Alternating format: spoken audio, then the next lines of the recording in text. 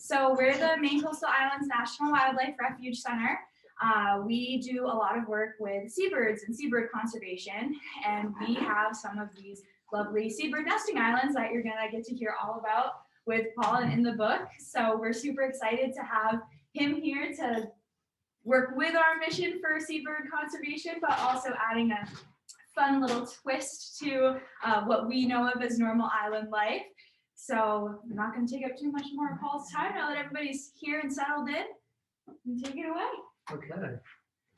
Well, thank you, Tori, and thank you to the Friends of the Maine Maine Coastal Islands National Wildlife Refuge for having me here. I think that if there was any venue that I would have chosen to talk at, it would have been this one.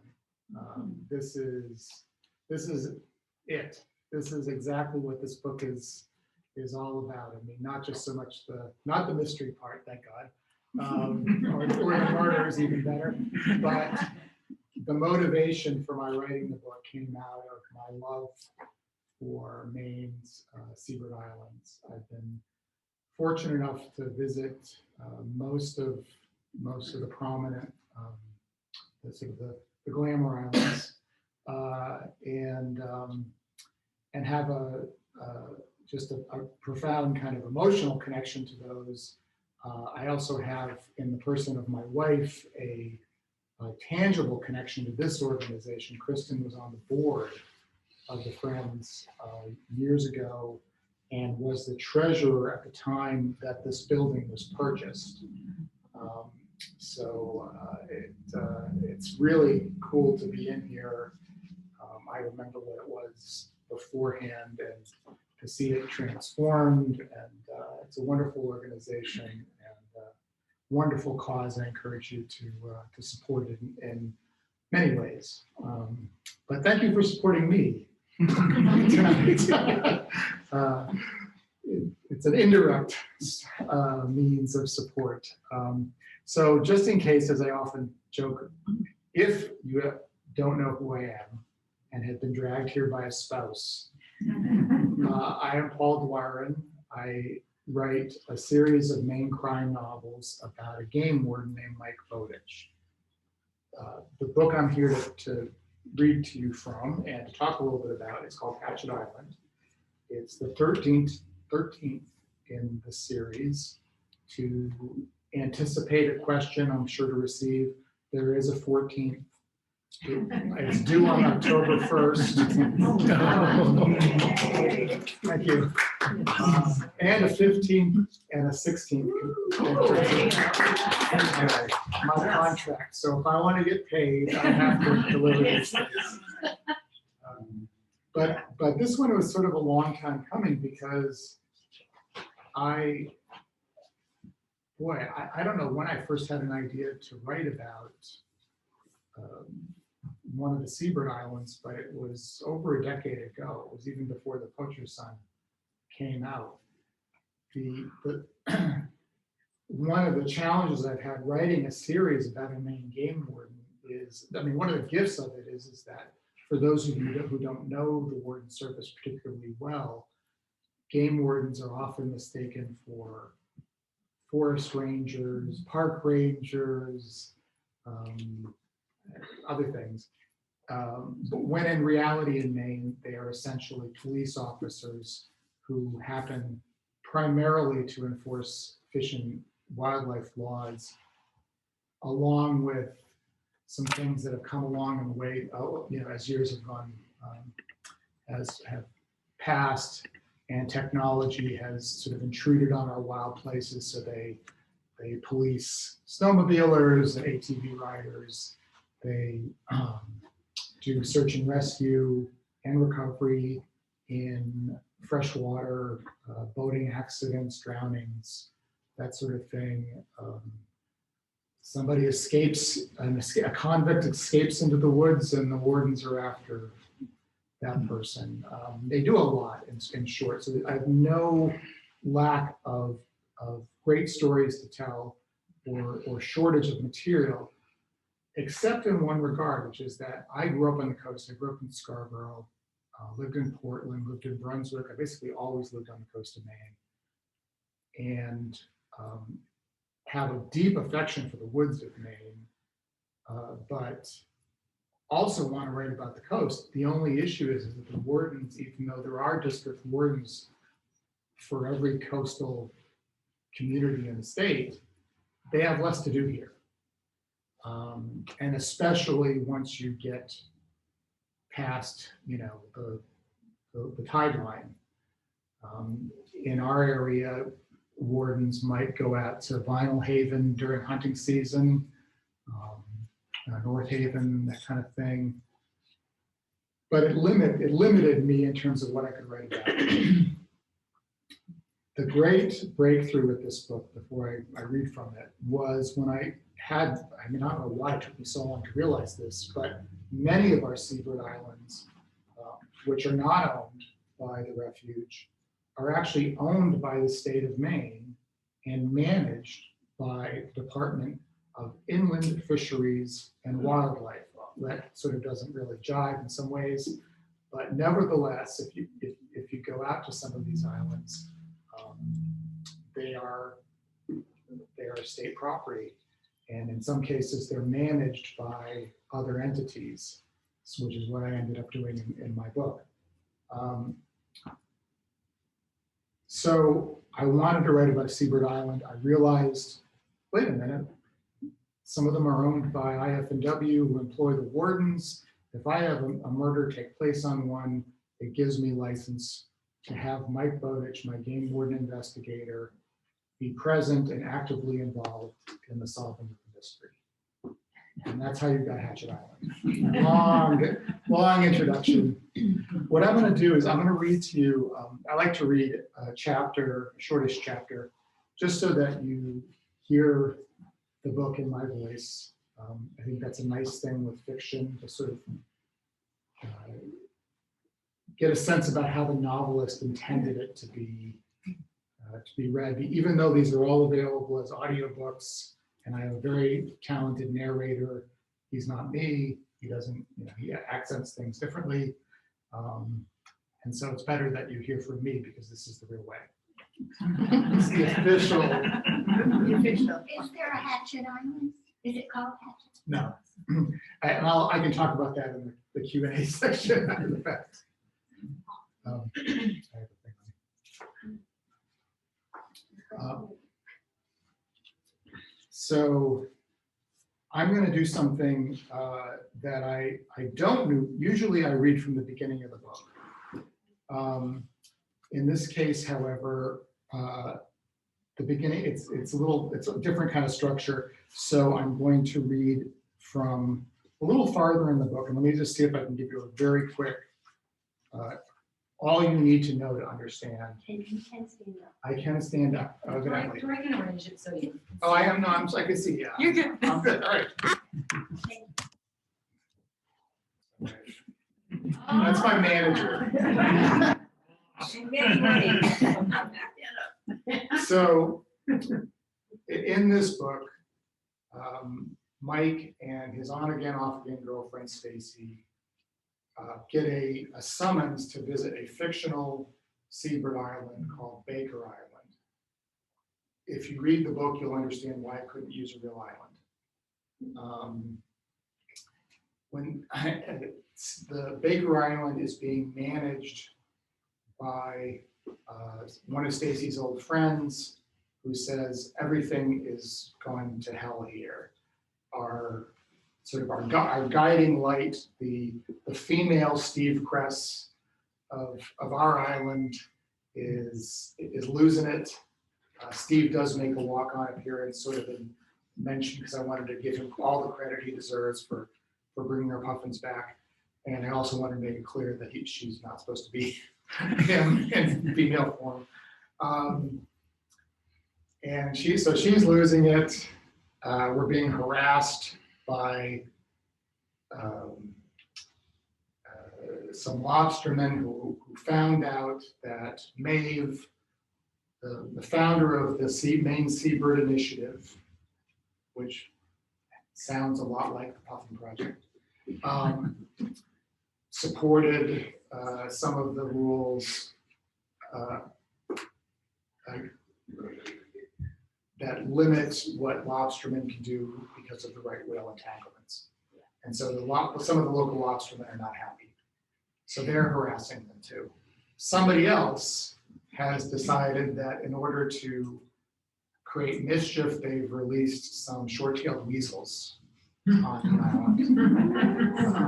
I got this idea from my friend Brian Benedict, who told me that somebody had tried the same stunt with raccoons on an island. And so I think I stored that away, Brian. I'm not sure if you learned.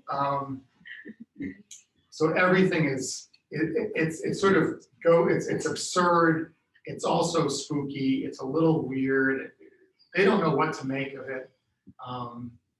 But they check in and they have a plan to spend the night on an island about 2 miles away. That's part of the island trail. And, you know, everything seems okay when they've left. In the night, they hear a gunshot from the vicinity of this Baker Island. And so in the morning, they make the decision, in the morning, first thing in the morning, we're gonna go back there. And inevitably, pea soup fog. So this is where this all starts here, and I hope it makes sense. They've met all the interns on the island at this stage. There are 3 present at the moment. An hour before dawn, the fog invaded the island. It crawled up the beach and slithered between the tree trunks, and we heard water dripping from the evergreens so that it still seemed to be raining in the forest. We dressed in the dark, both of us adding layers against the cold we were sure to encounter at sea. Then I started a fire in the circle of wet stones and made breakfast while Stacy took down the tent. I fried eggs and bacon and grilled biscuits in the bacon fat. I dropped the eggshells in the coffee pot to settle the grounds and make cowboy coffee. Neither of us said much while we ate and warmed our hands around the steaming mugs. The wind had died as it often did before sunrise, and we heard the tolling of a distant buoy rocked by waves that were the remnants of the night's storm. We knelt over Stacy's navigation chart and discussed how to make the crossing in the fog. The firelight gave the laminated map a reddish sheen. We can't take sight bearings, so we better hope the ball compasses on our boats are accurate. I checked mine yesterday against my Sunto. I tugged a lanyard out from under my shirt collar and showed her the field compass. I had attached it to the braided cord on which I wore my dead father's dog tags, the ones he'd come back with from Vietnam. Strange that I considered them good luck charms, considering what a sad and misfortunate life he'd led. Stacy drew a line with her finger across the chart from Spruce to Baker Island. If it were flat calm, we could just power over, keeping to our heading, and I wouldn't worry about us drifting, but we've got a rising tide. Plus the winds will pick up after the sun rises. The last forecast I saw was for southwesterly winds around 15 knots, and there are sure to be stronger gusts out on the blue water. I felt so much out of my element here. In the north woods, I could find my way blindfolded, spun around 3 times with my shoe laces tied together. But the ocean was another kind of wilderness. I was grateful to have a kayaking guide with me as experienced and level-headed as Stacy. Dividing 2.2 miles by a paddling speed of 4 knots means we should reach the west side of Baker in 33 minutes, she said. On my own, I could go faster, just so you know. The pace I plan to set is going to challenge your abilities, but I think we're less likely to get off track if we go hard. You don't need to worry about me. Do you know how many times female kayak guides hear that from their male clients? And not your clients, Stace. She leaned across the map and kissed me. No, you're not. You're the most relentless person I've ever met. No one else I know could have survived some of the things you have in the woods. But we're not in the woods. She smiled as she picked the coffee ground off my bottom lip. To be safe, I'm also going to aim off 20 degrees to the northwest. I'd rather miss Baker and run into airs than find herself past the brigands with nothing but 2,000 miles of open ocean between us and Spain. I heartily endorse that plan. I rose to my feet. It'll take me 5 minutes to put out the fire and then I'll be ready to go. No, she said, we're going to sit tight. What about Kendra and the others? It'll be bad enough in the fog trying to maintain our direction. We don't need the darkness slowing us down too. Trust me on this, Mike. I do. I kept myself busy washing and storing the camp cooking gear. Then I cut off a spruce bough from a dying tree and used it to brush the tent site clean. The needles that had fallen during the storm clung stubbornly to everything, including my sandy pant legs. Even before the sun rose, the fog became suffused with a faint light. Somewhere offshore, herring gulls began to quarrel. I felt anticipation building as if I'd been injected with adrenaline. Finally, Stacy judged it safe enough to shove off. She ran her kayak out from the beach and hopped into the cockpit with such practiced ease. Momentum carried her into the cottony fog. Her forward strokes were so clean and rhythmic, she scarcely made a sound sliding across the surface. My own launch was less graceful. I slid into my cockpit before I was clear of the shallows. The boat scraped along the submerged gravel before I was free. She was waiting offshore with her spray skirt already buttoned up around her torso. You're going to want to put yours on or your boat will fill up from the spray and surf. I can hear the waves thundering out there. We're in for a wild ride. Are you all right following me? Did you know ego is the #1 cause of death among males? I read it in the Journal of the American Medical Association. She threw back her head and laughed. Don't fall too far behind. The ball compass on my foredeck showed us headed northeast as Stacy had planned. I put my upper body into my strokes to keep sight of her boat's yellow stern. She left such a slight wake I couldn't just follow her slipstream. At first, the sea was the color of mercury, but as we paddled farther from the island, the wind picked up and the water turned slate gray. A light froth began to bubble around my stern, and I started getting sprayed in the face as I cut through the chop. Soon we were surrounded by whitecaps. The seas are running heavier than I'd expected, Stacy called. I'm going to adjust course a bit to head north. The one positive thing I could say about the wind was that it tore occasional holes in the sheets of fog. A fluorescent orange lobster buoy appeared out of nowhere to my right. It was so bright I couldn't imagine how I'd gotten so close without seeing it. Lobstermen are required to display their floats so that their rivals could tell they were hauling their own traps. I remembered an orange buoy hanging from the cabin of the Persuader. This was one of Bear Goodale's traps. My shoulder muscles began to burn. I needed to practice more. I needed to suck up my pride and let my girlfriend give me a few lessons.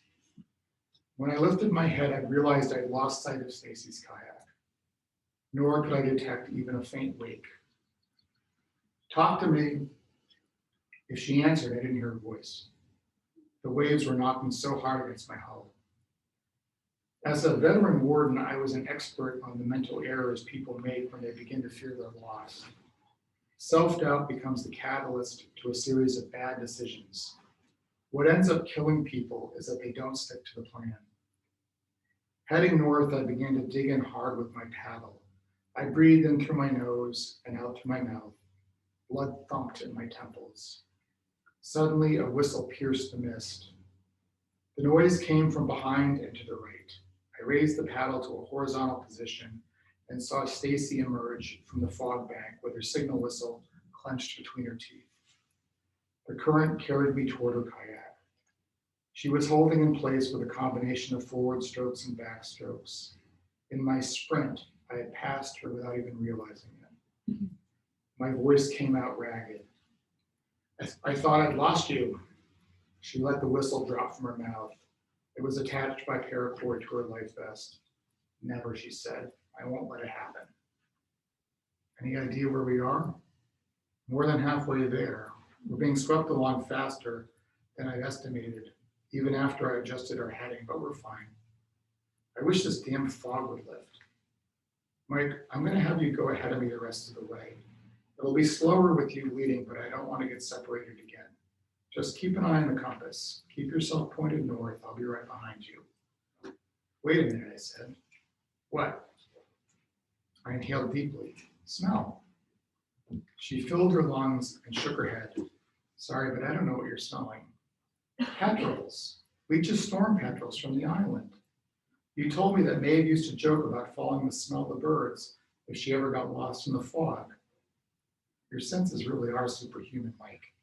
Are you sure you're not part Wolverine? Part wolf, maybe. I've inhaled so much of Shadow's hair, it's mutated my DNA. As much as I'd like to tell you to follow your nose, I'm going to put my faith in the compass.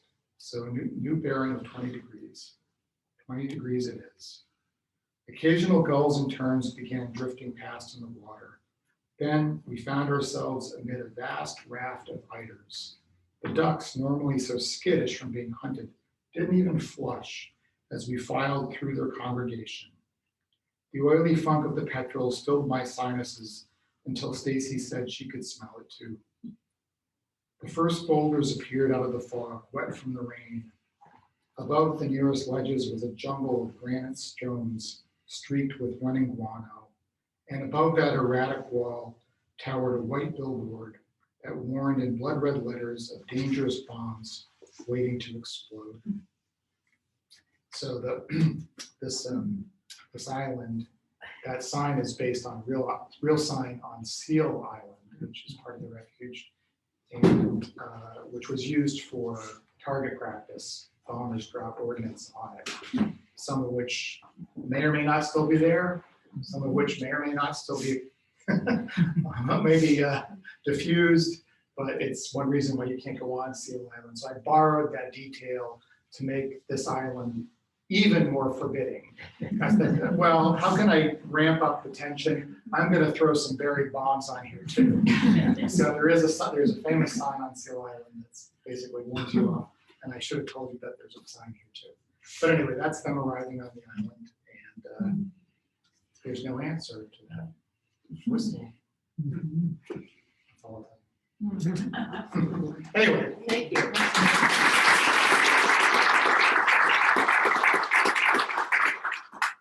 so what else to say? I already talked too much about this book, but I guess, yeah, I'm gonna open it up to your questions. I'd like to hear what you have to say about the books, if you've read them or if you haven't, and what you might like to know. Anybody is welcome to start. What possessed you to put a wolf in these books? What possessed me? Shadow gonna be in this book? Shadow makes an unlikely appearance in a book that takes place entirely on a seabird island. Actually, it takes place on several islands. So for those of you who don't know, Mike has a hybrid wolf, which he sort of got without wanting to get. He confiscated. They're illegal in the state of Maine, wolf hybrids. There's a little story about how I came to sort of be interested in those, which I can tell I should tell very briefly, since it doesn't pertain to this book. But years ago, we had some friends living in southwesternmost Maine, over near Freiburg, and they may have even lived in New Hampshire, actually, right? And they said to us, we were staying with them, and they said, "You want to go see some wolves?" Or something along those lines. And we were like, what? So they took us up in the mountains. It was actually in New Hampshire, across the border at one point. But as we were climbing up there, we saw ravens circling.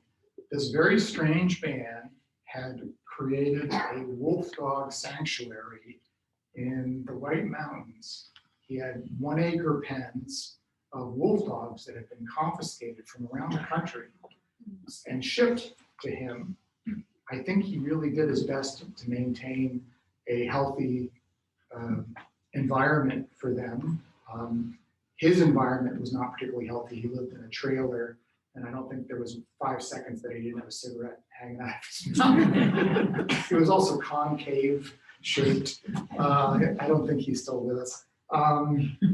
but I saw that thing and I said, sooner or later, I got to put one of these in the books. And when I first, and I did, but at the time I did not know that Shadow would return from the book he was in, let alone become like one of the favorite characters of the readers. And yeah, he's still there. He will continue to play a role going forward. In your last book, is it Dead by Dawn? Mm-hmm.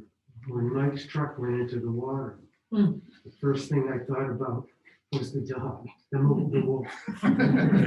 Yeah, so in the last book, this is very different. Well, I'm not sure it's very different, but it's different from the last book. I have this, because I write a series, I have this personal goal of never writing the same book twice, which doesn't mean like literally writing the same book twice. It means I want to keep, I want the books to feel like they're all Mike Bowditch, they're all part of his life, but for them to feel slightly different. Dead by Dawn was a book that took place in about a 24-hour period, except for the very last section. It opens, the first chapter is Mike sliding off an icy road into the Androscoggin River, through the ice, with Shadow, the wolf dog, in a crate secured in the back of the Jeep Compass that the warden service has leased him. And it is falling fast towards the bottom of the river. And it basically doesn't slow down from there. But since I've already told you that Shadow is still with us, you can at least go home with some relief on that. So yeah, I mean, this is the thing. This is one of the things I've heard other suspense writers talk about this, which is the challenge and the fun of sort of coming up with an idea and saying, how will I get my character out of this? And Dead by Dawn is essentially one series of those moments after the other, where just when things can't seem to get any worse, here comes somebody with a knife, and now there's a bullet. And how does he patch up the bullet? So that one was a lot. It was a very propulsive, very suspenseful book. I was completely exhausted when I finished it, and I knew I wanted to do something different this next time to avoid, to protect my cardiac health.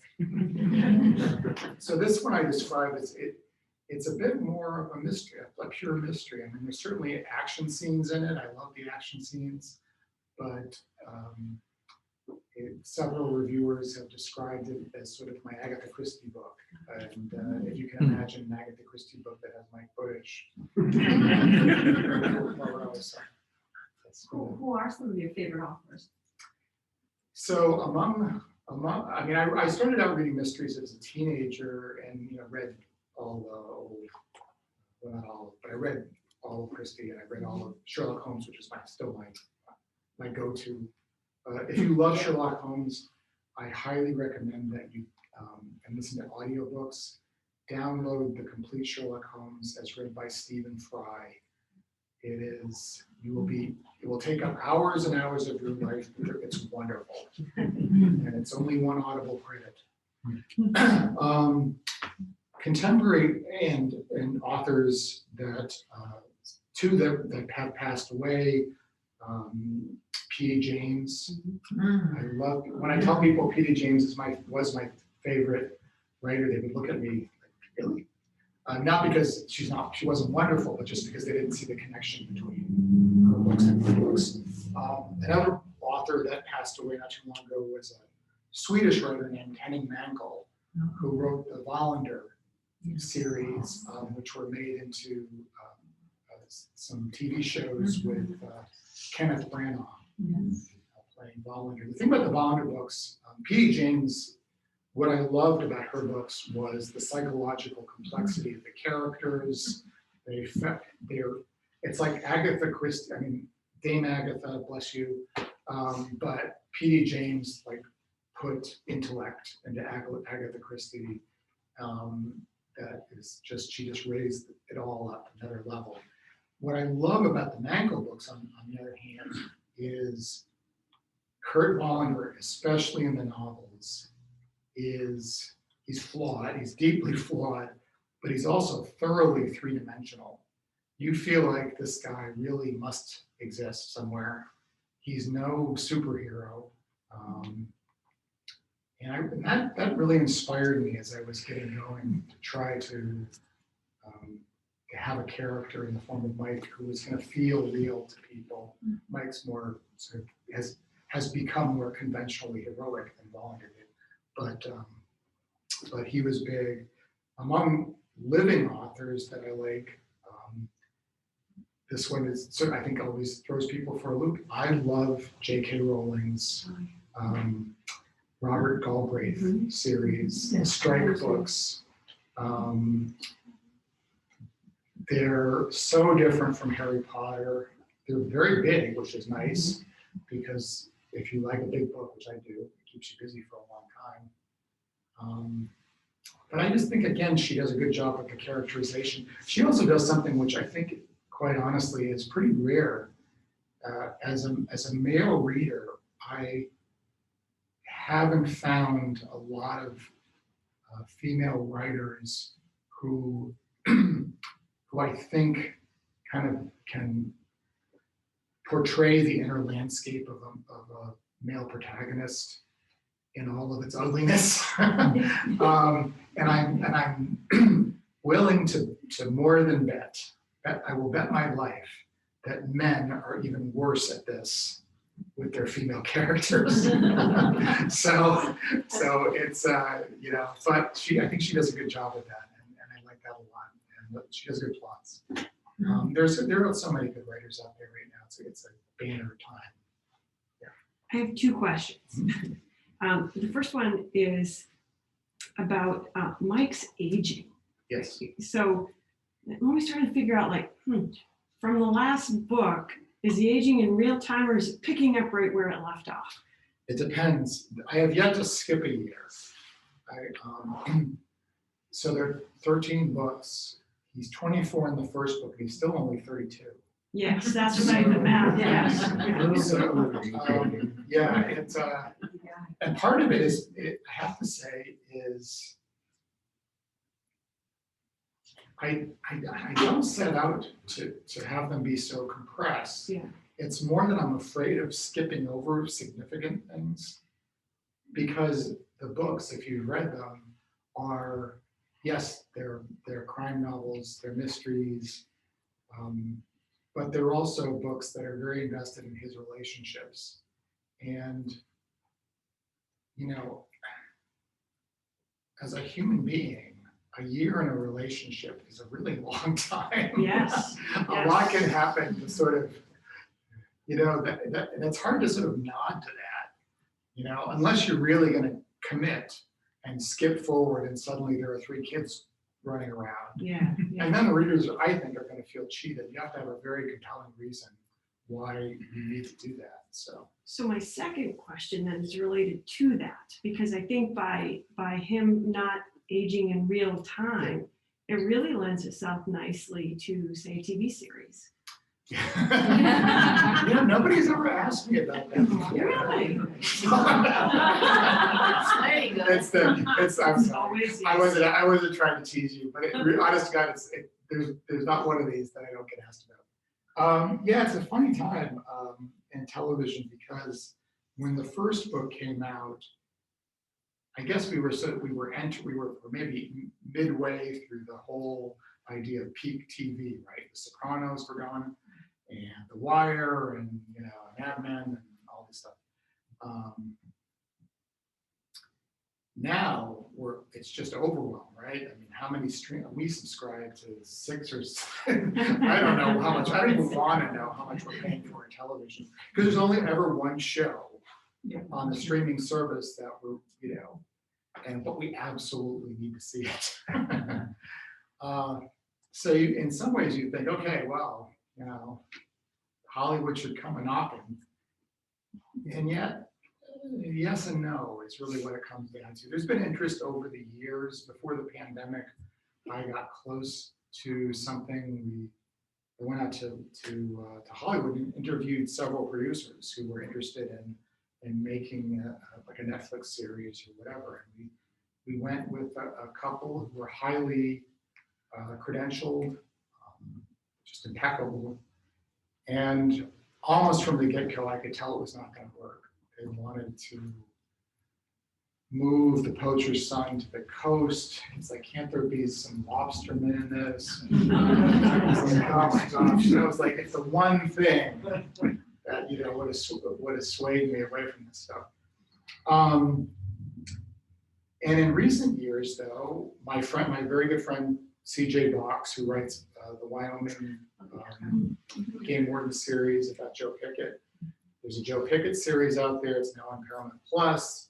Yellowstone is actually, I think it's the biggest show on television. It's rural. Again, it's the West. You know, there's been a revival of Hillerman recently on AMC. Mm-hmm. So you think, well, what's the problem, Paul? Why can't my footage be next? It just, I've reached a place where I've decided I'm not going to chase it. And the reason I'm not going to do it is because I don't want to end up with that lobster lady anymore. I want to have somebody come to me from the industry who read the books and said, I have to do this. You know, there's something about these that's different from anything I've ever seen on television, and I want to do it, you know, your way. Maybe not my way, but my way, but hopefully it's like my way. And I think it will come, you know, if it's supposed to come. I just have decided that writing the books is enough for me, rather than trying to persuade people who are resistant that they should move forward with this. There was a question backish. Question? Go ahead, Brian. Oh, I just wanted to applaud the amount of research you must do going into these books, because I could probably be one of your biggest critics. And I went into it reading the books thinking, okay, well, this is probably going to be kind of accurate, but I'm sure there'll be some things that wouldn't be. And you know, I can assure you that as I read them, I put myself in a place and I can relive moments that I've had, and it's true form. What do you mean that as like former law enforcement or through like? I was a former law enforcement, but a lot of these places I've been, and this book, which I've not read yet, but I'm sure that there's just that little segment you read out there, and it's easy for me to put myself in those places. So I really applaud you for Thank you. the research you must do in order to make it accurate as best you can. Yeah, I mean, it helps. I mean, this one was one where I had visited, as I said, a bunch of the Seabird Islands even before I started thinking of this as a novel. I mean, I've been to Stratton Island, I've been to Eastern Egg Rock with Steve Kress. You know, got on the island. We took a lot of pictures of the inside of the cookhouse and the blinds, and I actually referred to my pictures to see what the interns were eating. Like, man, there's a lot of ramen there. And you know, it's just fun to throw that stuff in, you know, for lots of reasons. One is that it's any verisimilitude, I think, helps. The reason that I stopped reading a novel, I might stop reading a novel, is if I reach a passage about which something, you know, it's about something I know, and the writer gets it fundamentally wrong. Somewhat wrong, it's okay. But fundamentally wrong, I'm like, oh. And it just takes me out of the book. So what I want to do is have it be as true to reality as it can be, without having, I mean, I'm doing one now which has to do with how one recovers a dead body from the bottom of the lake. I bought a $57 textbook on the subject that's used to teach divers how you do this. I guarantee you by the time I'm finished with it, I will know more than I ever wanted to on the subject. But there's also just the research that I do living my life. I the Maine outdoors. I love birds. I love the ocean. A lot of these things are not things that I had to go to a book for. I mean, I got, I know what a foggy day feels like. I know when the wind picks up and when it usually dies down, and what it looks like and as it's picking up across the bay, and that kind of thing. So there's a lot that I just bring to it that's from my own life, which is fun. But I still make mistakes. I have copy editors, stuff gets through, I hear about it. I always joke that my mail moves in 3 days. On publication day, it's like, congratulations on the new book. I'm so thrilled. I can't wait to read it. It just arrived. The second day is, I just finished it. I stayed up all night reading it. What's next? Yes. This is for a book I spent a year writing. The third day is, I noticed this error on page 57. If you need a fact checker, you can send me your next book. And it's really, I mean, it's honestly, it's actually, the whole thing is wonderful. I mean, it's like, I just love that people are invested enough in it to reach out to me, and whether it's complaining or praise, whatever. It's I find it interesting how fast he gets around the state, Yes. because I've traveled a lot, up north and around, and it's like, wow, he can do that. I can find out which road he's taking. Yeah, there's some compression that goes on.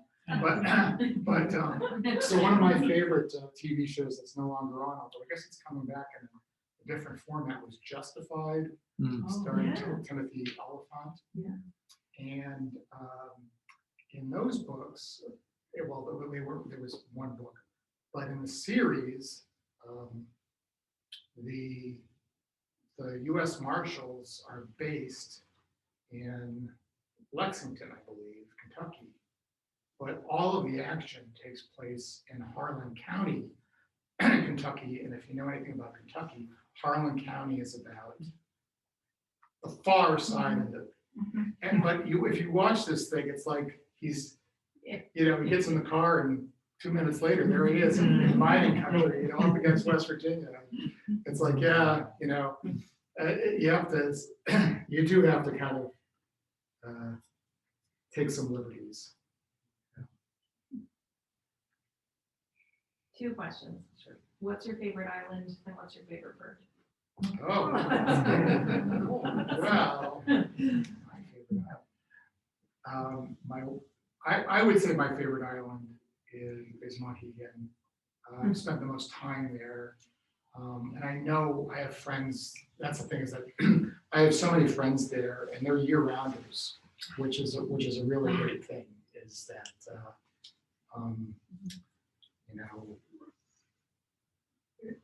that's when you kind of have you're begun to make some entree, and it's also my wife's favorite place in the world, literally. My favorite bird.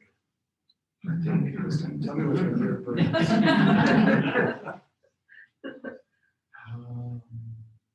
Oh, what's that? Raven? Yeah, raven is high up there.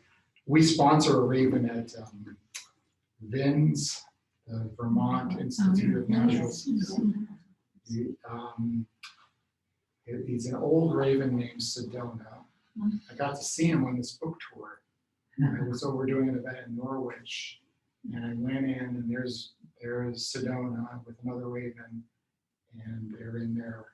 They've been injured that they can't fly, so that everything has been arranged so that they can hop up and things. And I'm saying Sedona's name, and I don't know if he responds. He certainly knows, I'm sure. But I have to say, you see ravens all the time over here in Maine.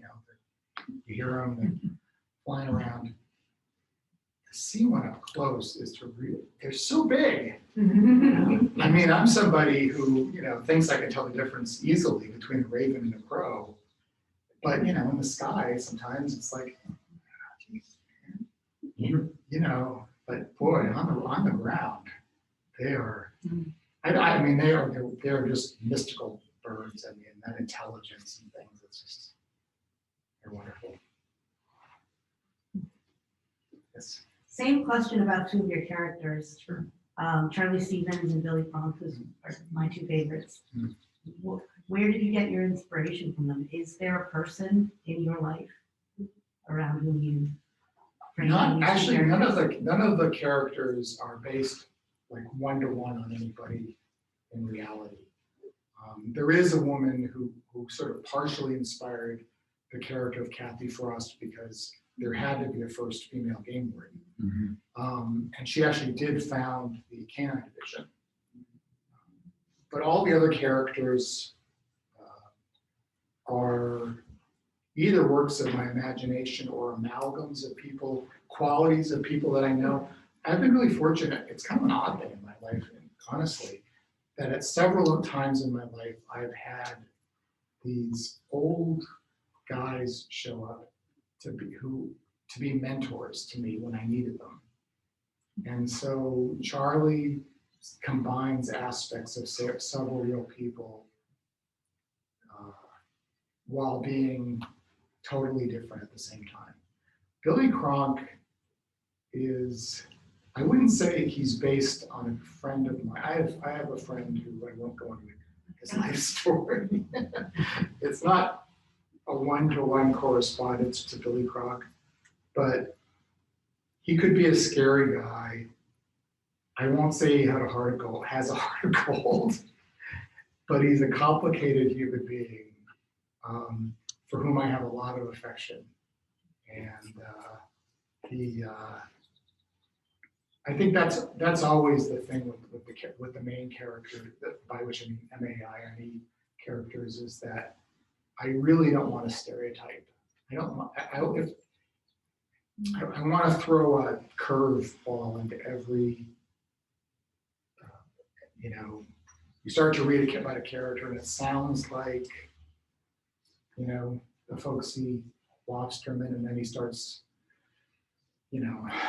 quoting Nietzsche or something. I don't know. Maybe not Nietzsche is a good example. Marcus Aurelius. And it's not just to make them quirky. It's really just to try to have, again, to sort of suggest people around it. We all have our unique attributes that are what make us human and interesting, and I like to portray that in the book. So I have no idea what time it's okay. Maybe just one more, two more. So you mentioned at the beginning that you're looking towards your commitments about writing Bowditch stories for a few more times. It strikes me up to the book, the new book, that there are many characters that have influenced Mike that we followed as readers and so forth. Do you have how do you look at those other characters? Are they parties that need to be closed in some fashion, brought to a conclusion in future books? And how does that weigh on you?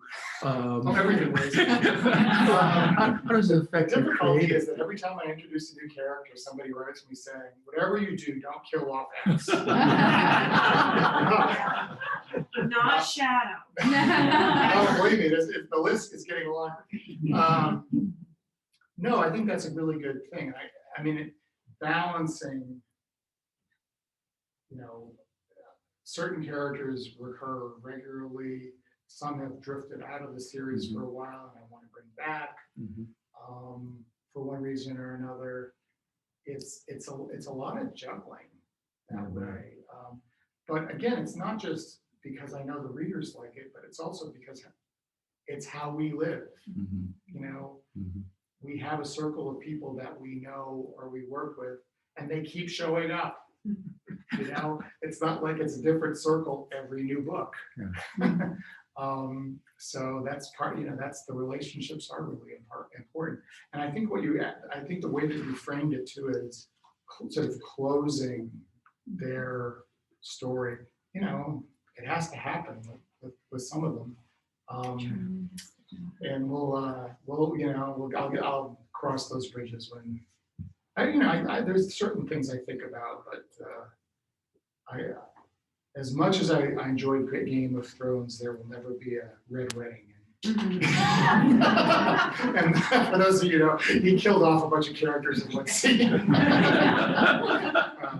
So yeah, you don't have to worry about that. I'm not looking to shock you. I should say though, because this is something that not everybody knows, I have been writing short stories that are part of the series. Because one cannot publish a short story on its own, it's like, I can't give you a flyer. My publisher publishes these things in two formats typically, as e-shorts, which is essentially a mini ebook, which are available through Kindle and Apple Books and things. You can actually even read them without even having a Kindle or whatever. You can read it on your computer screen or your phone or whatever. Eventually, the hope is there's 6 of them. I would like to have about 8 or 9. They've already tentatively committed to coming out with a printed collection, but they're available now if you're curious. They talk about, some of them are about Charlie's early days as a warden. Some of them are very dark. Some of them are humorous. I would suggest going to look for those. They've also been recorded as audios. So if you'd rather not do that, you can actually listen to them. So that's another way to experience those. And they've also helped to flesh out this world and to suggest that the characters have had some experiences that you didn't know about. Are those shorts also narrated by Henry Leva? Yeah.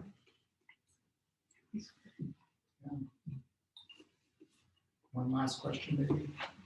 Jeff. One of the things that I absolutely love about the series is just the thing about Mike, how he's so likable. You've got such a good heart, and you're constantly also saying, why are you doing this right now? Like, stop it. And I've been afraid as he's gotten more mature, because you can see his maturity, that how are all these wonderful predicaments he gets himself into going to, keep going. But this time, the predicament kind of came to him. Yeah. So I thought you handled that very well. Oh, thank you. Yeah, in the early books, it was something else, because what happened was I wrote The Poacher's Son never thinking that it was going to be the beginning of a series. And then it did end up becoming the beginning of the series. And I wasn't sure anybody was going to follow this guy over years. So I set myself the task. I realized that in crime fiction, I don't know, it's people maybe who have a more encyclopedic knowledge of it than I do. There aren't examples of books where the hero starts young and markedly matures over the course of the books, both personally and professionally. I'm sure they're out there, but I wasn't reading them. And so I realized it was an opportunity for me to do something that I wasn't seeing done. The downside of it was that Mike is so damaged at the beginning of the series, and I hope for obvious reasons, that I didn't want to, pull a time switch and have him be instantly okay. I wanted to say, well, what needs to happen to him to be okay? And fortunately, readers were mostly pretty forgiving of it. I did get letters from people who told me they threw the books across the room. When I turned in my 4th book, Mike makes a pretty big leap in that one, and nobody was happier than my editor, because he was like, okay, I get it. I now see what you're trying to do. Just keep moving in this direction, please. It's been fun to do that. I've been trying to keep his character consistent there, at least consistent enough that he seems recognizably himself. And yeah, he's always going to do some dumb stuff. I don't know game one out there that hasn't done some stuff. No. Well, I'm not gonna say that. I will. I I have- was down in Washington County. I know some game one. I have to maintain my relationship with you. Yeah, I mean, that's the fun thing, I think. People ask me all the time, you know, what's your relationship with the wardens? And Mhm. I have some real fans among them. I mean, it's the ones who don't like them, it's fine. But I think what they respond to is that they recognize maybe not so much themselves, but the people they work with. It's like, oh, I know that. I had a sergeant who was just like that SLA. You know, anyway, it was fun. All right, you can miss me one more. It's not a question. A few years ago, I was volunteering at a used bookshop in Mid-Coast. And a woman came in and was asking if we had a collection or any of the Paul Doiron novels. So I walked her over to our main authors section and I said, what are you looking for? And she was looking for a particular novel, but she went on to say that her husband was a game warden and you had ridden with him and she wanted to see the novel. And she was just, and she had a little child with her. She was just so enthusiastic about, you know, the relationship. So she kind of wanted to get her hand on, you know, what had happened. But just, and after, this was maybe like, I don't know, it's like 3-4 years ago. So how many of her books in?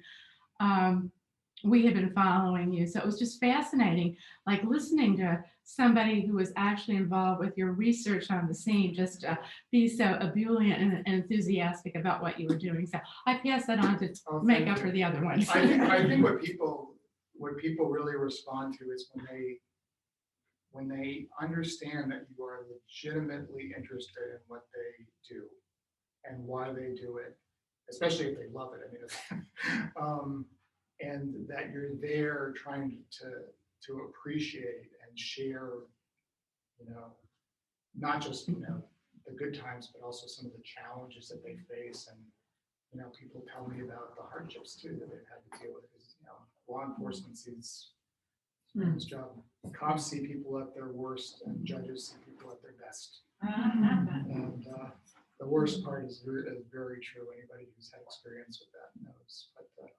put down a note to end on. But anyway, I'm really grateful for you having come out. I think what I will do, so yeah, you have the books for sale in the shop, and I'm just going to sit right here, and you can come up to me in an orderly fashion, hopefully. And I will sign your books, and you can or just talk to you. Thank you.